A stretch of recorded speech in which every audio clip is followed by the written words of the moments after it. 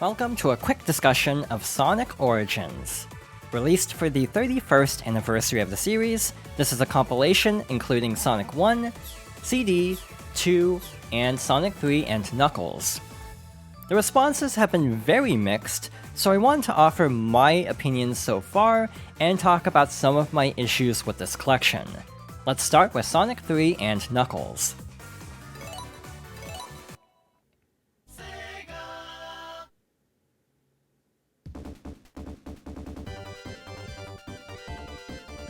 Sonic 3 is the most interesting game in this collection because of its development history, and because it has actually had the most work put into it.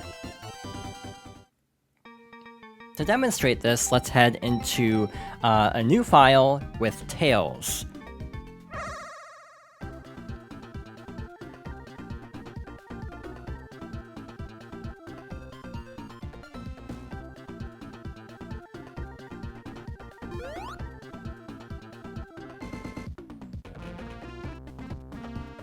Tails actually has a custom intro now, which is really cool.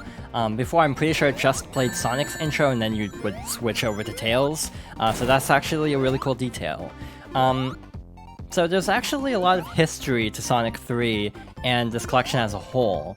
So basically, Sonic 1, 2, and CD use the retro engine versions of the games that were originally developed for iOS and Android starting in 2011. In the case of Sonic CD, these versions were also put on consoles, PS3, 360, and also Steam, but Sonic 1 and 2 were actually only on mobile in this form.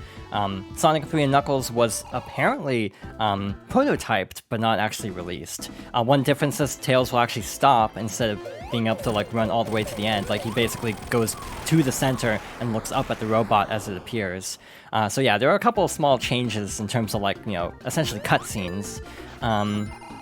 So yeah, the retro engine was developed by prominent Sonic ROM hacker Christian Whitehead, also known as Taxman, and these versions also were worked on by another prominent Sonic community member, Stealth, aka Simon Tomley. So the retro engine is actually basically designed to kind of replicate the original Genesis games, and it's honestly pretty close in most cases. There are definitely some physics issues here and there, it's really easy to get crushed by blocks in Chemical Plant, especially noticeable in a game like Mania, where I actually have experienced essentially these levels through the retro engine. But for the most part, these are the best ways to play Sonic 1, 2, and CD, so it was always kind of a shame that they were never able to release Sonic 3 in this style until now. To my knowledge, Taxman didn't actually work on these versions very much. He contributed his engine for it, so these are still retro engine, but to my knowledge, these were mostly handled by Stealth and his company Headcanon. Honestly, Sonic 3 is probably one of my favorite Sonic games. I think I like 2 more for nostalgia reasons, but I still like 3 a lot. And it's actually really cool being able to play this game in widescreen. Previous re-releases were always 4x3. And actually, the previous re-release of Sonic 3 is actually, I'm pretty sure, the Sonic Classic Collection for DS around 2010. Basically, around that time, there were a bunch of legal issues that were popping up about the music in Sonic 3, and then, conspicuously, Sonic 3 stopped being re-released at all. For example, every future re-release of the Steam, Sonic, and Sega Genesis Classics Collection, or whatever it was referred to as, would have Sonic 1, 2, and would leave out 3. Sega Ages would always leave out 3. So it was believed to be because of music issues, and this collection kind of confirms that because of reasons we'll see later. In general, I have been enjoying revisiting these games. I've gone through all of 1 and 2. I've actually recorded a Let's Play of 1 that'll be going live the day after this video goes live. But yeah, I finished all of 2, and I'm now working through 3 and Knuckles. I got through all of 3, and I'm currently on the and Knuckles part of it. And yeah, so far I haven't had any major issues. There have definitely been some quirks, like the physics acting up a little bit, but again, it kind of makes sense because of the retro engine not being like an exact one-to-one, but being fairly close. But I definitely have noticed some quirks. Other people have had much worse experiences than I have. It's kind of a Sonic Colors Ultimate experience where some people play the game and are like, this is fine, and other people have the most absurd glitches happen. For example, I've seen videos of the physics really acting up, like springs not sending you far enough. I've seen videos of like the graphics glitching out and all sorts of other quirks. Despite this being developed by Headcanon, they were actually implemented into the collection by Sega. Basically, that goes through all of the Retro Engine games on this collection. So Sonic 1, 2, and CD, Sega basically took the original Retro Engine mobile versions and then tweaked them and then put them into this collection. And for Sonic 3 and Knuckles, they, Headcanon Stealth developed this version, but then Sega was the one to actually implement it into the rest of the collection. And that apparently contributed to some of the problems in this version. Actually, let's head over to a different stage.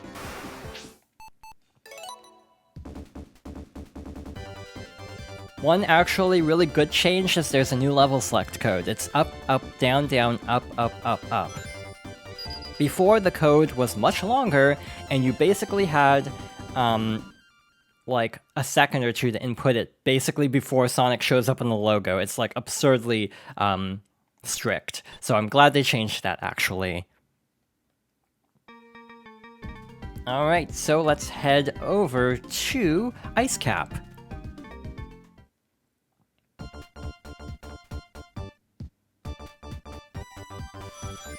This song has quite a bit of history. So, basically, a prototype build of Sonic 3 leaked around 2019 that had different songs than the final version for Icecap, Carnival Night, and Launch Base. These songs are actually really well known already because they were used in the PC version of Sonic 3 and Knuckles, but people assumed that there were licensing issues with those songs, and the PC tracks were developed as substitutes, when it turns out that these were actually the original tracks all along, and were basically put back into the PC build, probably for music licensing problems. This has been a very debated topic of the music. Personally, I actually like the beta tracks, but I don't think in the case of Icecap this works well in context. The original Icecap, which actually closely resembles a song called Hard Times by the Jetsons, and from what I gathered, that was actually an unreleased song for a long time, and then it was actually officially released finally around like 2009, which honestly, the timing kind of lines up to when they stopped actually putting out Sonic 3 in collections. So yeah, a lot of it has to do with music licensing. Yeah, that song has a much more, like, serious atmosphere. The song is actually really, peppy for, like, an ice cavern. So yeah, I feel like the song doesn't really match the tone, but it's actually an okay song in its own right.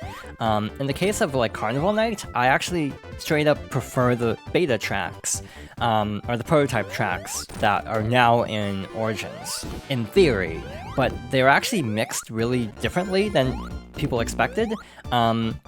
Basically, they had longtime Sonic composer Jun Sonoe clean up some of the prototype tracks, but the current theory, and the game hasn't been out very long, so this is still kind of in theory territory, that the version of the prototype tracks that they worked on might not necessarily be the ones from the prototype build that leaked. So it's sort of believed that they may be from an earlier prototype build, based on, like, some research that's been done. So in the case of Carnival Night, it doesn't sound as good as the prototype, which led to some disappointment, because in my case, I like the prototype song, and it definitely doesn't sound as good.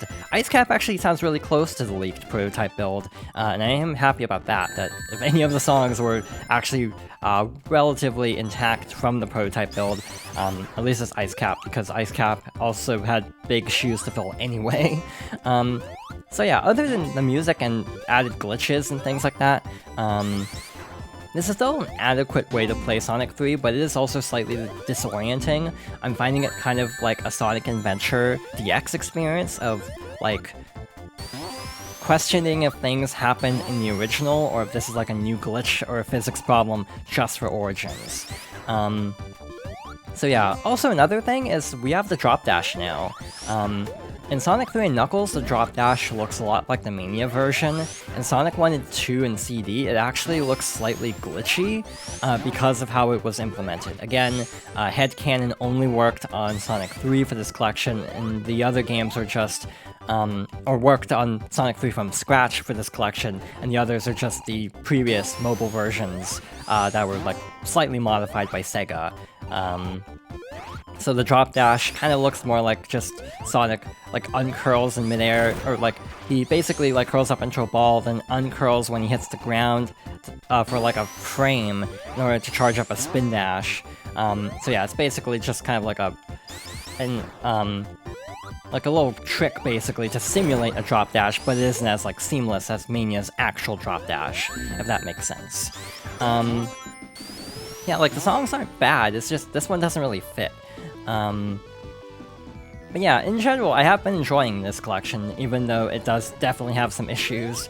I definitely think some of the issues specifically with the soundtrack are a little bit overblown, but again, I was already someone who kind of liked the prototype songs anyway, so again, I don't mind as much.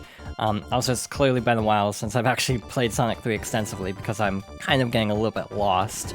I say as I immediately make the same mistake multiple times.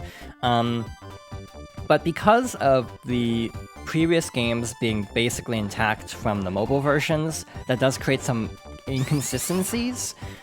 Basically, the first game that Taxman himself worked on, if I'm not mistaken, was actually Sonic CD. So Sonic CD had less stuff added into it. One cool thing is that the Japanese and US soundtrack are still included as a toggle through the menu of the game.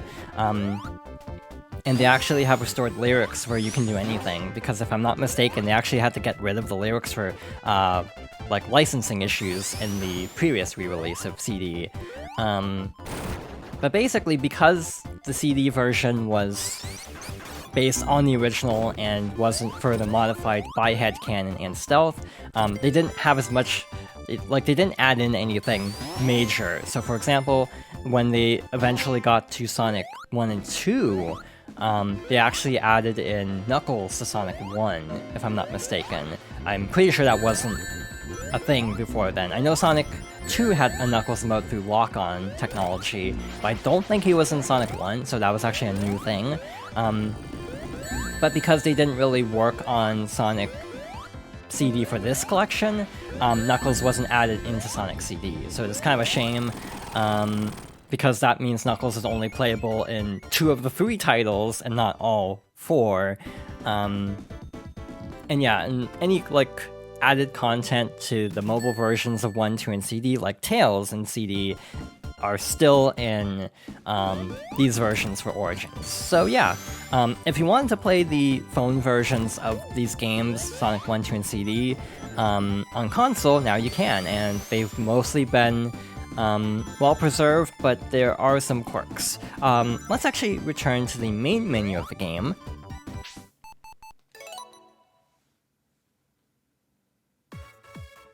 One thing worth mentioning is that there's actually a continue option. It is extraordinarily precise. It will basically take you to the last checkpoint you passed.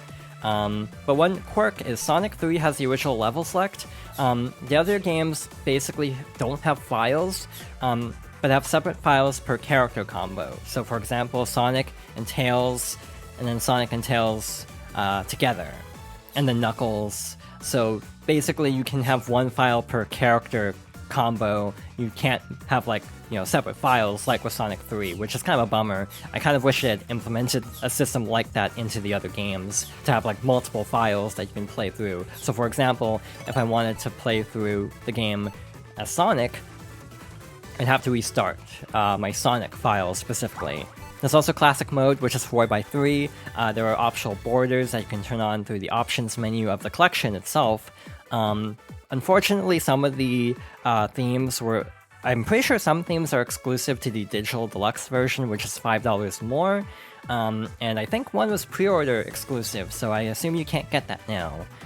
There's also a boss rush, there's a mirror mode that's normally unlocked by finishing one of the games. Like, by finishing the game in either mode, I'm pretty sure you unlock mirror mode. If you get the deluxe edition, you unlock mirror mode by default. There's also a story mode where you can basically play through all the games in succession with special... actually, all of the modes have special intro and ending scenes, special animations developed for this collection. But weirdly enough, you might have noticed, when we started Sonic 3, it didn't play. And the reason is, to my understanding, the special animations for the openings only play the first time you start Classic Mode and Anniversary Mode. Every subsequent time when you start these modes, it won't actually play. If you've only played one mode and then switched to the other, it will play the first time you load up Classic Mode in this case. It's really weird. The ending will play whenever you finish the game, so it's a weird oversight. There's also a mission mode where you have special challenges that you can get ranks on. I haven't tried this at all. There's also the Island Tour mode, which, if I'm not mistaken, is actually exclusive to the Deluxe Edition, where you can actually kind of look at these little dioramas of the various islands. Oddly enough, the Museum Island is the 3D Blast Island, the Story Mode Island is the Sonic Spinball location, despite these games not being in the collection.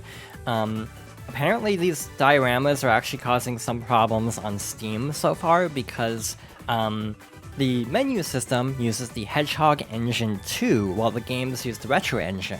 So the games run totally fine on low-end PCs, but these menus have much higher system requirements because they're using the Hedgehog Engine 2, which was used in Sonic Forces and Sakura Wars recently. So yeah, the PC version also uses Denuvo, which, on top of these menus apparently being difficult to run on PC, Denuvo does not help with performance as usual. And then the other console versions have all sorts of glitches, like achievements not unlocking properly on Xbox.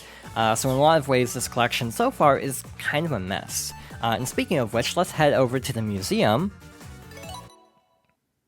So I was reading discussions about how the Digital Deluxe Edition comes with music from Sonic Spinball, 3D Blast, and Knuckles Chaotix. So I was kind of excited because I actually like the soundtracks of some of these games. But people were also talking about how the soundtracks were largely mislabeled for the other games. So to demonstrate, and also I was testing this on my own time, I really like the song Door into Summer from Knuckles Chaotix. So I go to the song, and this is not Door into Summer. So then I got curious, I went through every song, and found it. It's labeled Destructive Power, but this is actually Door into Summer. So there's all sorts of weird quirks in this collection. And it's kind of telling that even the museum itself has issues like the songs not being labeled properly. So I feel like this collection in general was kind of rushed. Apparently, according to Stealth himself, the Sonic 3 portion also had to be somewhat rushed, but even that was in a better state when they handed it to Sega than the game is in its current build.